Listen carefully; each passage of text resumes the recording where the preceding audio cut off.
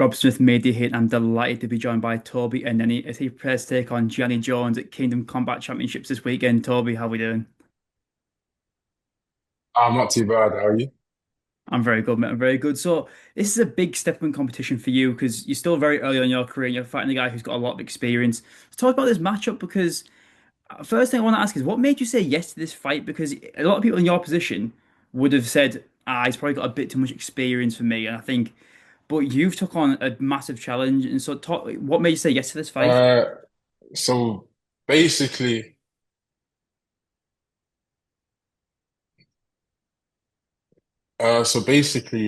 so I went to fight someone else recently, but then he pulled out. Unfortunately, I don't know the reason, but then my coach told me this guy welterweight 7-4 showed me his typology, and I looked at his record and well 7-4, and I'm thinking, yeah, obviously it's my first fight welterweight, but I want it to be a good fight, because like everyone knows and everyone says amateurs define every like my next fight's going to be my best fight, and after this fight be my next best fight. So I'm not looking to fight tin cans. I'm looking to fight real competition. So I'm improving myself each and every single fight. So this guy, he has experience. He's fought, Jordan Rutherford, and even though he lost, that's still quality competition. So when I beat him, I can see myself being up at that level. And so, how do you prepare for someone who you know has got the experience edge on you? Is it anything in particular you have to train for that?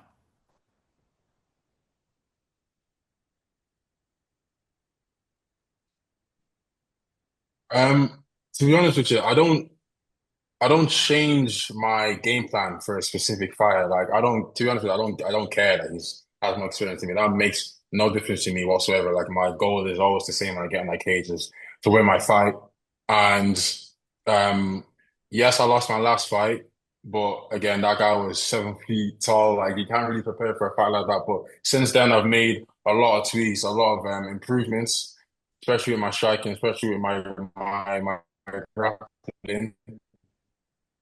Um, and you're going to see that this Saturday, like my striking is going to be a lot better, a lot more clinical. My grappling is going to be a lot more clinical, and I see myself getting a finish this time. And so, you mentioned that this is your first time fighting a welterweight. And so, how has your body been adjusting to this new weight class? And how excited are you to fight at a new weight class because you're actually dropping down? So, do you think you'll have a bigger strength advantage? 100%. Because I'm cutting down from like middleweight to welter. I've got that height advantage. I've got that reach advantage, and it wasn't until my last fight, my loss, that I realized like.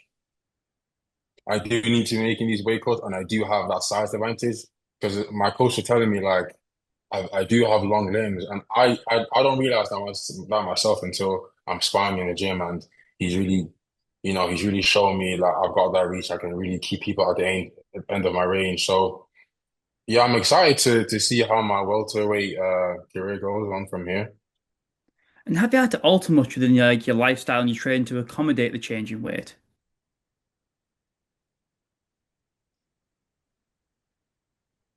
That's a good question, to be honest.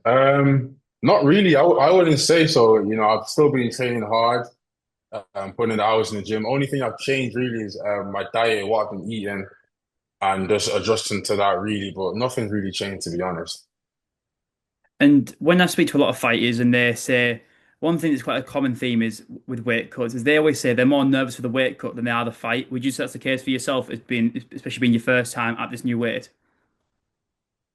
I'm not nervous at all, to be honest. And I don't know if that's a good thing or bad thing. I'm just ready to get in the cage. Like I just want to flip in, just get into it. Like flip that switch in my head and just go.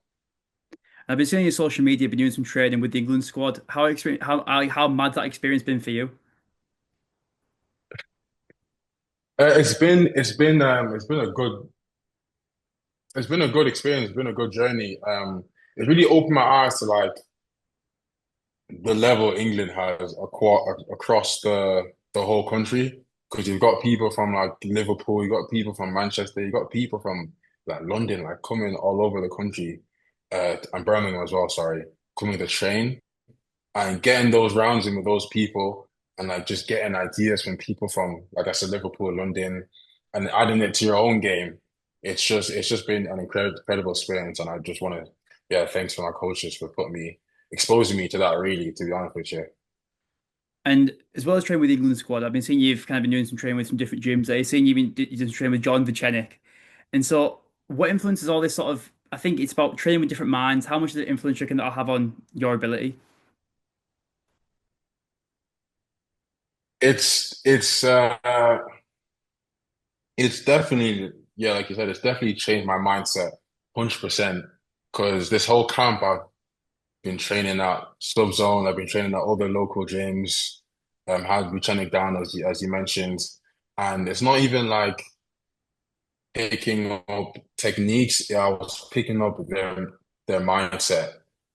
Because like Buchanan down was just like you have to be ready on it, go all the time. Like what you do in the training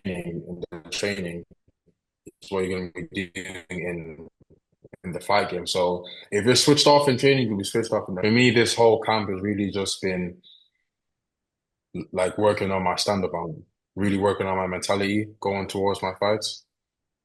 I know because when we spoke previously, I was always quite surprised with how good your striking was because you said you've and if anyone who sees your Instagram knows how good of a grappler you are. You're active in grappling. You do a lot of grappling training. So have you put a real focus on really upgrading your striking so it's on that same level as your grappling?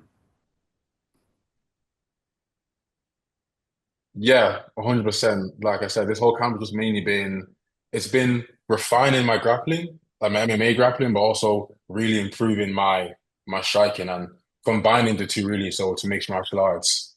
Um, yeah, I've been doing more Thai sessions. I've been doing more kickboxer sessions than my jiu-jitsu and wrestling sessions, to be honest with you. So like I said, it's just combining those two together because my coaches know they're confident in my grappling, but they just wanted to see me do more striking. So yeah. Do you plan to use that striking in this fight on Saturday? I don't want to say too much just in case Yeah, this of gets course, of uploaded, course. but yeah.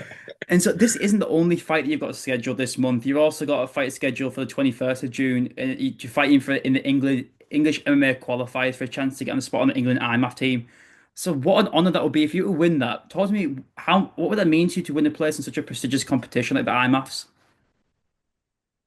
Not if I win it. When I win that qualifying match, God willing, it'll be insane. Because I didn't even think I never when I first started even training jiu-jitsu, I never thought of going this far, reaching this far. So it's all just gone by in a flash. Representing, I won't just be representing myself, but representing my friends, my teammates, my coaches, Stoke-on-Trent, like because there's so many of us in Stoke, my teammates, Damien, Taylor, that are just up and coming in the UK. Like when I win this fight, it'll put the warfare on the map, to be honest. And how does this whole process come about? Did someone approach you saying like we've got some English qualifiers in the works? Would you be interested, or is it something you have to like, apply for? I'm not too sure how it works. So how do you get involved in it? So if you want to get involved with it, they just follow the Instagram, to be honest. The English MMAs on Instagram. And they've got like sign up forms you can do, and they usually post when and where the training, the English for training sessions are. So there was one in Feb, March, April, May. They've got one a month. And to be honest with you, it was my coach, Chrissy. He just told me I should come down because we had two other boys, Taylor and Damien, who were doing it. And you just sign up, you go down, you just train with them, and then the England coaches have a look at you. And you just keep turning up and show face. And then if they think you're good enough, they'll put you forward for a qualifying fight. Yeah. Was that sort of like a humbling experience when you were selected to have a qualifying fight and thinking like I belong here, like I'm clearly doing something right if I've been selected for this? Oh yeah, 100%. 100%. Like at first I was just trading to get the experience and the rounds and whatnot. But then when I kept going and then I got told that I'm gonna be fine for, I was like, I could definitely see myself going much further than I anticipated. And you mentioned earlier how you said that when you first got into grappling, you never saw yourself really even fighting. You kind of just did it to kind of just grapple because you enjoyed it. Do you have to kind of have to just sit back and eat, like, say, for example, now when you're cutting your weight and you're really putting yourself through a bit of graft, you say you ever just sit back and think like, I'm so surprised that I'm here, but you seem to be someone who enjoys the whole process of MMA and training, and even the weight cut itself. You seem to be someone who loves martial arts. So you ever just sit back and think like, how did I end up here? Yeah, 100%. Like every, I always go through that thought process every time I accept a fight. Like I just think, oh, this is my third fight, my fourth fight, my fifth fight, sixth. Like I just, because like you said, when I first started, it was just jiu-jitsu. I was just competing because I really enjoyed it. I was so addicted to it, and then I got stuck into MMA, and then, like I said, I really enjoyed it, and it was a fight after another. Now I'm 5 fights deep. I'm going to be 6 fights deep by this Saturday, then seventh by the 21st. It's like it's all happening so quick.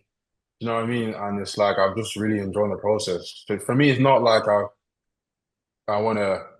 Obviously, I want to be the best of my craft, but for me, it's more skill acquisition. Like I'm focusing on my Thai at the moment, and then after a bit, I'll focus on my jits, then I'll focus on my wrestling. So it's not like I'm chasing something materialistic. I'm chasing something where I want to be good technically, really like not even good. I want to be the best technically, to be honest with you.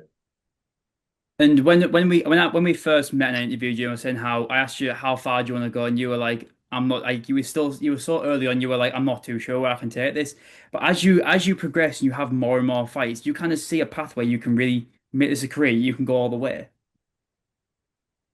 100%. And I think since training with the warfare, like all the boys down in that gym, honestly, like they've just changed. They may not see it, but they've honestly changed my mentality, especially my coaches and my teammates. When I see how hard they train and where they see us in a couple of years, it really motivates me. And I'm like, if they can see me in like Cage Warriors in 2 3 years, I have to believe in myself as well. I have to chase that dream. So, like I said, it's skill acquisition for me, and then just step after step, day after day. To be honest with you. And last we spoke, you were doing a lot of training over in York at DNA. And so, what are you full time at Warfare now? Pretty much, yeah, yeah. I've come back home now and I'm just working and training. So you're not at university no more? Because I remember last we spoke, No, you were no, doing a no, business no. course. Did you finish up that course? Yeah, I have, yeah. How boring was it? Be honest. Come on, I did the Uh, same course. Come on, it's not great. From my I experience, it's wouldn't, I boring. wouldn't say, I wouldn't say it's boring. I wouldn't say it's boring, but it's a good degree. Just got the job done. But Yeah. yeah, wait, bro, like the years have gone by so quick. Like I said, man, like it's just a blink of an eye, to be honest. And my final question before I let you go, because I don't want to take too much of your time while you're cutting weight, is can we get an official prediction for this Saturday? Just, I'll tell you what, it'll be a good fight. It'll be a really good fight. Like you want to keep your eyes on this fight the whole time, but there will be a finish. This is not going to the judges. I can promise you that. But before I let you go, I just want to give you a chance to shout any socials, Instagram. I know you've recently started doing some YouTube videos, so give you a chance to shout all that sort of stuff. Mate. This is your moment. I want to give a shout out to my coaches at the Warfare, my teammates and coaches as well at McGovern, my family, my friends. Um, yeah, my YouTube is It's Just Tobes. I started out, so I'll be like vlogging my MMA journey and like just vlogs and stuff outside of that. But I just really appreciate all the support I get. Um, and yeah, you'll see me Saturday, smash this guy up. Classmate Toby, well, wish you the best luck, mate. I can't wait to watch. Thank you, Rob. Take care, man. Catch you later, mate.